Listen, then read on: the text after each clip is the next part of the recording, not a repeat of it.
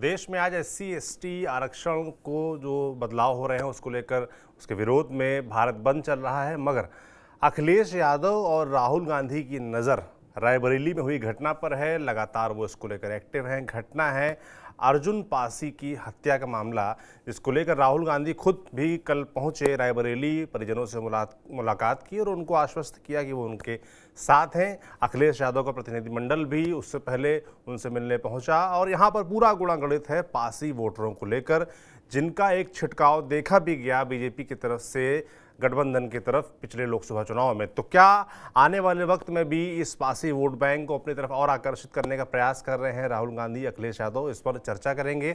इसके साथ ही बात करेंगे बीजेपी की उस बैठक में जहां विधायकों को और सांसदों को बीजेपी ने एक नया टारगेट दे दिया है। तो क्या वो टारगेट है, क्या कुछ करना होगा बीजेपी के विधायकों और सांसदों को, इस पर चर्चा करेंगे। और दोनों विषयों पर चर्चा करने के लिए मेरे साथ होंगे मेरे वरिष्ठ साथी कुबूल जी। कुबूल जी, सबसे पहले तो भाई ये जो रायबरेली की घटना है, अर्जुन पासी की हत्या, और उसके बाद से लगातार सियासत जो उस पर हो रही है, विपक्षी दल वहाँ पर पहुँच रहे हैं रायबरेली में अच्छी खासी तादाद में, या उसके इर्द गिर्द क्षेत्र में अच्छी खासी तादाद में पासी वोटर हैं भी। तो इसके मद्देनज़र आप देखिए, राहुल गांधी वैसे भी रायबरेली या उसके इर्द गिर्द उत्तर प्रदेश में खासतौर पर जो भी घटनाएं हो रही हैं वहाँ पहुँच रहे हैं। अखिलेश यादव भी सक्रिय नजर आते हैं, मगर राहुल गांधी ज़्यादा सक्रिय नजर आते हैं। अखिलेश यादव ने प्रतिनिधिमंडल भेजा, राहुल गांधी खुद पहुँच गए। तो क्या इसको इस तरीके से देखा जाए कि जो भारत बंद चल रहा है उसको लेकर एससी वोटर जो नाराज हैं उसको तो एक तरीके से समर्थन दिया गया है इन पार्टियों की तरफ से, मगर खुल के उस तरीके से समर्थन नहीं दिया। मगर जो पासी वोटरों वाला मसला है उसमें देखिए आप खुलकर साथ हैं, खुलकर आप साथ नजर आ रहे हैं। तो इसके पीछे क्या गणित देख रहे हैं? निश्चित तौर पे आपने जो बात कही है कि एक घटना होती है, एक खास तौर से जो अमेठी लोकसभा क्षेत्र में आती है, मगर वो रायबरेली जिले की है। तो रायबरेली जिले के राहुल गांधी वहाँ से सांसद हैं, उस वहाँ से किशोरीलाल शर्मा सांसद हैं। और उस वहाँ पे एक घटना होती है जिसमें दो समुदाय के बीच, खास तौर से दो लोगों के बीच होती है घटना, लेकिन वो खूनी हत्या तक बदल जाती है। उसमें एक दलित युवक के रहते हैं जिसका नाम अर्जुन पासी है, दूसरी तरफ नवीन सिंह उसी गांव के हैं, उनके बीच में कहासुनी होती है और वो हत्या हो जाती है। और वो इतना ज़्यादा सियासी रंग ले चुकी है कि अब वो लड़ाई कहीं ना कहीं ठाकुर बनाम पासी का रंग ले चुकी है जी। जिस तरह से उस पर सियासत हो रही है, निश्चित तौर पे आप देखेंगे तो उसके पीछे उसके सियासी मकसद हैं, निहितार्थ हैं। आप लगातार देखिए कि जो घटना होती है, घटना के दो दिन बाद ही उसमें से जो 7 लोगों को नामजद एफआईआर होती है, 6 लोगों को गिरफ्तार कर लिया जाता है। लेकिन एक उसमें आरोपी हैं विशाल सिंह, जो कि वहाँ के जो ब्लॉक प्रमुख हैं उनके प्रतिनिधि भी माने जाते हैं। उनकी गिरफ्तारी की मांग को लेकर लगातार उस मतलब जो अर्जुन पासी के परिजन हैं या जो उस समुदाय से जुड़े लोग हैं वो मांग कर रहे हैं। लेकिन वो अभी तक, दूसरी तरफ जो है यहाँ तब और ज़्यादा सियासत होती है जब सपा का प्रतिनिधिमंडल जाता है, फिर उसके बाद जो है चंद्रशेखर भी उसमें फ़ोन से बात करते हैं और 50 लाख की मांग कर देते हैं। उसके बाद कर्णी सेना की एंट्री होती है। कर्णी सेना एकदम साफ वहाँ वो करते हैं कि अगर इस घटना में किसी भी बेगुनाह को पकड़ा गया, या मतलब खासतौर से वो विशाल सिंह की बात करते हैं कि अगर हुआ तो ठीक नहीं होगा, हम भी सड़क पे उतरेंगे।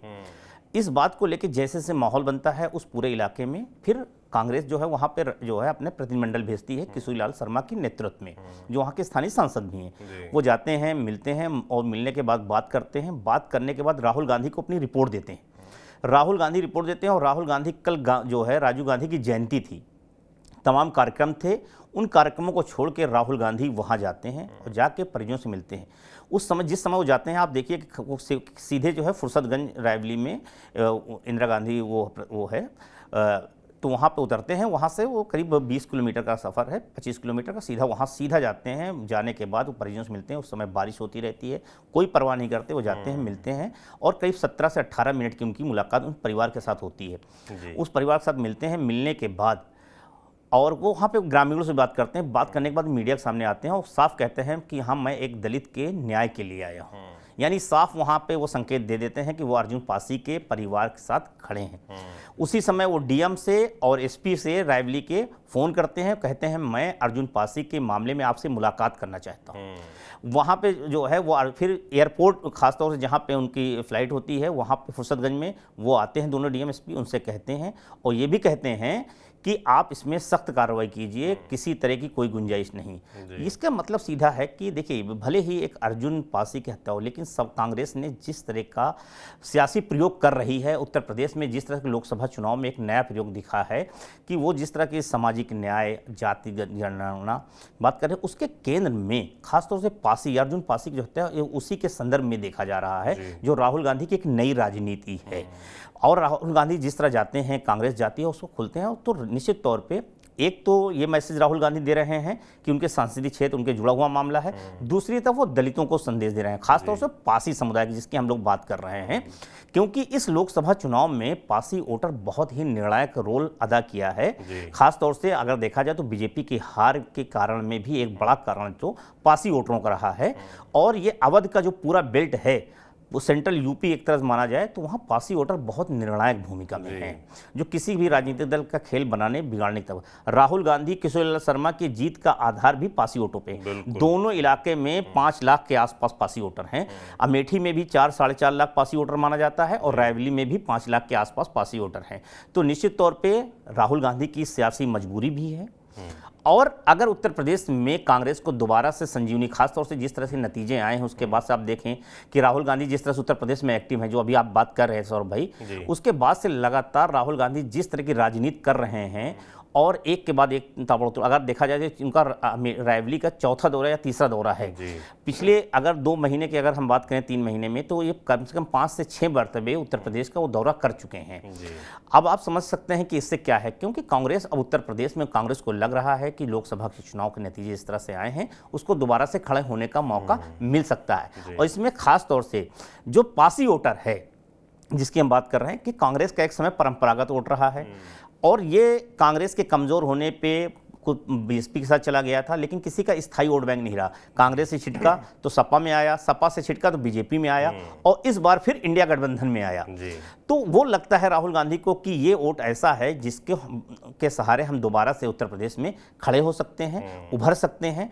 इसीलिए राहुल गांधी ने जो अर्जुन पासी के पक्ष में खड़े होके और जिस तरह की बातें उन्होंने कही हैं, वो मुझे संकेत दिखा रहा है कि ये कहीं ना कहीं दोबारा से उत्तर प्रदेश में कांग्रेस खड़ी होना चाहती, इसीलिए वो पासी की राजनीति को कर रही है। बिल्कुल, और जैसी मुलाकात हुई है, ऐसी ही मुलाकातों के एक लंबा संदेश होता है, जिसको आप देख सकते हैं कि दूरगामी राजनीति के लिहाज से कांग्रेस के लिए ये फलदायी साबित भी हो सकता है। और जहाँ तक पासी वोटरों की बात है, तो ऐसे ही एक नेता अवधेश पासी, जो कि अयोध्या फैज़ाबाद लोकसभा से सांसद बने, और जैसे उनको एकदम ट्रॉफी की तरह इस्तेमाल किया जाता है, आप देखिए संसद में, वो अपने आप में अद्भुत है। तो कहीं ना कहीं जो पासी समाज है, पासी वोटर, जैसा कि आप बता भी रहे हैं कबूल जी, कि कैसे उसका छिटकाव हुआ बीजेपी से, पूरा छिटकाव नहीं हुआ, मगर एक बड़ा चंग टूट के वो गठबंधन की तरफ सौरभ भाई, अगर बात करें हम, देखिए कि उत्तर प्रदेश में पासियों की समुदाय की जो जनसंख्या है वो 3% है, लेकिन वो जहां हैं वहां निर्णायक भूमिका में है। आप देखिए उत्तर प्रदेश में 3% पासी समुदाय है, लेकिन उसे सांसद कितने हैं? 8 जीत के आए, 5 जो है इंडिया गठबंधन से हैं, और 3 जो हैं वो बीजेपी से जीते हैं। तो आप समझ सकते हैं कि पासियों की ताकत क्या है, कि इतना 8 सांसद जीतना उत्तर प्रदेश में बड़ी अहमियत रखती है, खासतौर से 3% आबादी वाला। जाटो 12% है पूरे उत्तर प्रदेश की आबादी का, 1 सांसद खाली चंद्रशेखर जीते हैं। लेकिन मसला यह है कि पासी जो है, उसके साथ सबसे बड़ी बात है वो किसी का एक वोट बैंक नहीं है। जिस तरह से जाटो समुदाय है वो बसपा का कोर वोट बैंक माना जाता है, और ऐसे में दूसरे वोट बैंक के साथ उसके समीकरण नहीं बन रहे हैं। लेकिन पासियों के साथ यह है कि पासी बीजेपी के साथ जाता है तो उसके साथ अपर क्लास और पासी वोट मिलकर जीत का आधार बन जा रहा। सपा के साथ क्या हुआ कि सपा के साथ भी यही तरह फार्मूला बना। आप देखिए अवधेश पासी की जो जीत है, निश्चित तौर पर अवधेश पासी को जिस तरह से समाजवादी पार्टी एक खासतौर से दलित चेहरे के तौर पर और पासी चेहरे के तौर पर प्रमोट करे, अखिलेश यादव हर जगह उनको साथ मिले रहते हैं, उसको जरिए बीजेपी पे कटाच भी करते हैं, संसद में बिल्कुल अपने बगल में बैठाते हैं, जाते हैं। दूसरी तरफ आप देखिए बड़ी लंबी फहरिस्त है। इंद्रजीत सरोज जैसा दिग्गज नेता सपा के पास है, आर.के. चौधरी लखनऊ के मोहनलालगंज से सांसद बने हैं वो हैं, और जो अर्जुन पासी की हत्या हुई है उसमें जो सपा ने अगर अपना प्रतिनिधिमंडल भेजा भी है तो वो जो है उनकी नेतृत्व में भेजा है।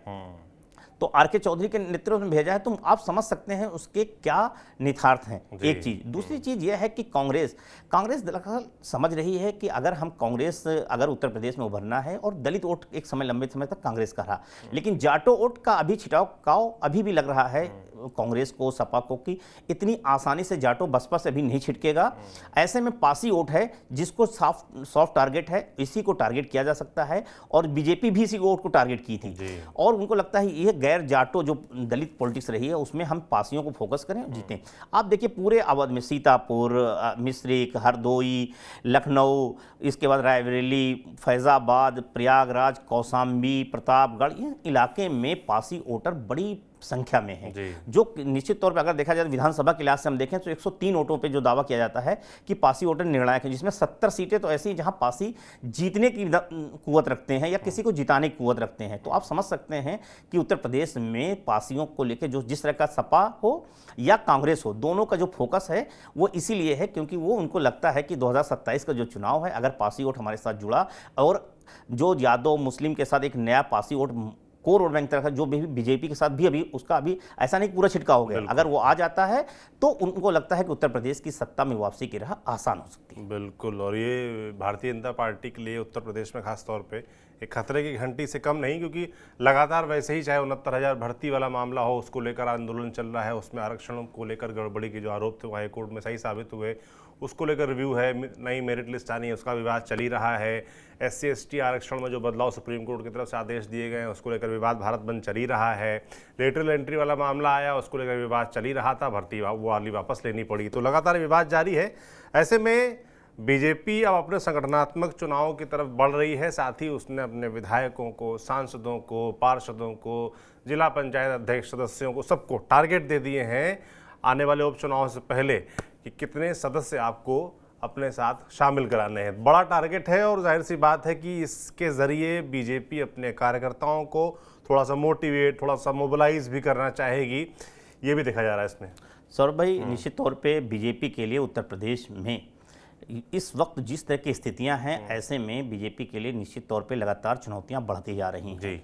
और अगर अब खास तौर से जो आपने कहा बाईपोल चुनाव होने हैं 10 सीटों पे, उसके बाद फिर 2027 का चुनाव देखिए, लोकसभा चुनाव नतीजे आने के साथ ही गर्म हो गया है। बीजेपी ने को लग रहा है कि जिस तरह के नतीजे आए हैं, अगर यही नतीजे 2027 में रहें तो बीजेपी सत्ता से बाहर हो सकती है। 224 सीटें इंडिया गठबंधन जीत रही है। अगर हम लोकसभा नतीजों को विधानसभा के से रियलाइज करते हैं, एनालिसिस करते हैं, तो लगता है कि बीजेपी है इंडिया गठबंधन 224 से 25 सीटें जीत सकती है।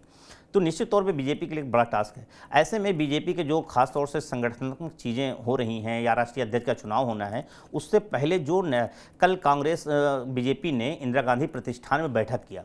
बैठक करने के बाद उन्होंने अपने जो सांसद हैं, जितने भी प्रतिनिधि हैं, छोटे से लेके बड़े तक, सबको एक नया टास्क दिया है।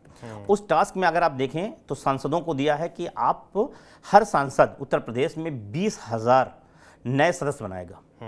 आप सोचिए कि जो पुराने सदस्य हैं उनको नहीं, नए सदस्य बनाने हैं। एक विधायकों को दिया है 10,000 का। इसी तरह से जो नगर पंचायत अध्यक्ष हैं, नगर पालिका अध्यक्ष हैं, उनके लिए भी टास्क फिक्स किए हैं। इसके अलावा जो मोर्चा हैं, अलग अलग मोर्चे हैं, चाहे वो युवा मोर्चा हो, अल्पसंख्यक मोर्चा हो, महिला मोर्चा हो, इन मोर्चाओं को भी एक लंबा टारगेट दिया गया है और बनाने का। निश्चित तौर पर उनको लग रहा है कि क्योंकि इससे एक मैसेजिंग होती है, खासतौर से जो कार्यकर्ताओं में मनोबल टूटा है उसमें होगा। और ये पहली बार देख रहे हैं कि मतलब बीजेपी अपने नेताओं को टास्क देती रही है कि आप ऐसा करें, लेकिन ये मेंबर बनाने का जो टास्क है, नया मेंबर बनाने का टास्क है, ये निश्चित तौर पे है। और ये एक्सरसाइज आज जो है कल से शुरू हो रही है। पहले कल जो है, अगर आप देखेंगे तो कल पहले जो हर विधानसभा क्षेत्र में जो इनके मंडल वाइज जो बैठकें हैं, संगठनात्मक बैठक हैं, वो कल होंगी। 2 दिनों का है, 24 तारीख से 22 से 24 के बीच संगठन बदलाव है। उसके बाद प्रदेश स्तर पे है। फिर जो है 1 सितंबर से सदस्यता अभियान बीजेपी का शुरू होना है और उस 1 सितंबर से लेके वो लगातार चलेगा। और ऐसे में बीजेपी ने जो टास्क दिया है, अब उनके सांसदों को, विधायकों को, या जो बीजेपी से जीते नगर पालिका अध्यक्ष या वार्ड मेंबर या नगर पंचायत अध्यक्ष हैं, उनको खासतौर से निगम के जो बोर्ड के अध्यक्ष हैं उनको भी दिया गया है। वो जाना होगा, अब उनको जमीन पर उतरना होगा, गांव-गांव जाना होगा, कार्यकर्ता बनाना होगा। अब वो कैसे बनाते हैं, कितना बढ़ाते हैं, एक तरह से बीजेपी अपने लोगों को ये नया टास्क दिया है। कौन कितना पूरा करता है ये सौरभ भाई बड़ी बात नहीं है, लेकिन इसके जरिए वो सक्रियता को बीजेपी बनाना चाहती है। वो दिखाना चाहती है कि बीजेपी कैसे ज़मीन पे है और उसके प्रतिनिधि, उसके नेता वो कैसे जाके जनता के साथ कनेक्ट कर रहे हैं। बीजेपी की स्ट्रेटजी का हिस्सा ये है कि बाई पोल से पहले जो अभी खासतौर से उत्तर प्रदेश में 10 चुनाव होने हैं, आप देखिए कि उसके कैसे कैसे अलग मुख्यमंत्री से लेकर मुख्यमंत्री ने अपनी जिम्मेदारी ले रखी है। लगातार हर हफ्ते योगी आदित्यनाथ अपनी जो जिम्मेदारी वाली सीटें हैं उस पर दौरे कर रहे हैं। तो ऐसे में बीजेपी एक ज़मीन पे दिखाना चाहती है कि वो पूरी तरह सक्रिय है और कार्यकर्ताओं के बीच में, नेताओं के बीच में वो बनाना चाहती है। इसीलिए वो मेंबरशिप का एक नया टास्क लिया है। निश्चित तौर पर ये जो बीजेपी के प्रतिनिधि उनके लिए बड़ा टास्क है। कौन पूरा कर पाता है कि नहीं, इस पर भी खड़े होगा। बिल्कुल, हालांकि जो हम लोग बात कर रहे हैं कि कार्यकर्ताओं को मोबिलाइज करने की बात, तो वहां पर कार्यकर्ताओं को इंतजार एक चीज का और है कि जो राजनीतिक भर्ती जिसमें चर्चा भी की थी कि 11,000 से ज्यादा राजनीतिक नियुक्तियां हैं जो कि बाकी हैं, जिसका कार्यकर्ताओं को इंतजार भी है। आप समझिए पिछले 1-2 कार्यकाल से इस तरह की भर्तियां अटकी हुई हैं और वो एक बड़ा चर्चा का विषय भी है बीजेपी कार्यकर्ताओं को, जो उनको बड़ा इंतजार भी है उस चीज़ का। अब उपचुनाव उम्मीद थी कि हरियाणा और जो जम्मू कश्मीर के चुनाव इसके साथ हो जाएंगे, वो तो हुए नहीं, अब आगे होंगे, तो उनका इंतजार अब अगर उपचुनाव के लिहाज से मामला अटका है तो और बढ़ गया है। तो ऐसे में कार्यकर्ताओं को मोबिलाइज करना भी आसान रहने वाला नहीं है। नहीं, निश्चित तौर पे बीजेपी के लिए देखिए लगातार उत्तर प्रदेश में चुनौती चल रही है। आपने कहा ना कार्यकर्ताओं को मोबिलाइज करना आसान नहीं। निश्चित तौर पे आप देखिए कि अभी 69,000 शिक्षक भर्ती में बीजेपी ऐसी उलझी हुई है जिसको सुलझाने की एक डोर सुलझा रही, दूसरी डोर उलझती जा रही है। दूसरी तरफ आपने देखा कि जो चुनाव की उम्मीदें की जा रही थी कि हरियाणा के साथ हो सकती है, लेकिन हरियाणा और जम्मू कश्मीर के साथ चुनाव ना होकर बीजेपी को थोड़ा सा काम करने का और मौका मिल गया है कि वो अगर वो महाराष्ट्र और झारखंड के साथ, क्योंकि सचिवालय ने तो हर विधानसभा के सचिवालयों ने अपने अपने भेज दिया है कि चुनाव होने चाहिए। अब वो चुनाव आयोग के ऊपर है कैसे तैयारी। लेकिन अगर महाराष्ट्र और झारखंड के साथ, जो कि 2 महीने बाद अक्टूबर नवंबर में चुनाव हो जाने हैं मुझे लगता है, लेकिन बीजेपी को एक अच्छा खासा काम करने का मौका मिल गया है, उन जगहों पर माहौल बनाने का। इसी बीच में मेंबरशिप का होगा। दूसरी तरफ जो आपने कहा नियुक्तियां भी हैं। मुझे लगता है कि अब नेता और सांसद जाएंगे, कार्यकर्ताओं से मिलेंगे, नए सदस्य बनाएंगे तो उनको भी एक नया आश्वासन देके आएंगे, क्योंकि अगर आप आश्वासन नहीं देंगे और फिर तो अपना टास्क कैसे पूरा करेंगे। तो मुझे लगता है कि उससे जरिए भी मोबिलाइज करने का मौका बीजेपी को। बिल्कुल, मौका तो है। अब मौका कितना बना पाएंगे, कितना कार्यकर्ता ये जो नए सदस्य बनने हैं वो इस मैसेज को समझ पाएंगे, देखने वाला होगा। बाकी यूपी है, तमाम राजनीति होती रहती है, राजनीतिक अपडेट्स हम तक आते रहते हैं, आप तक ऐसे हम पहुंचाते रहेंगे। आप देखते रहिए TV9 डिजिटल। शुक्रिया।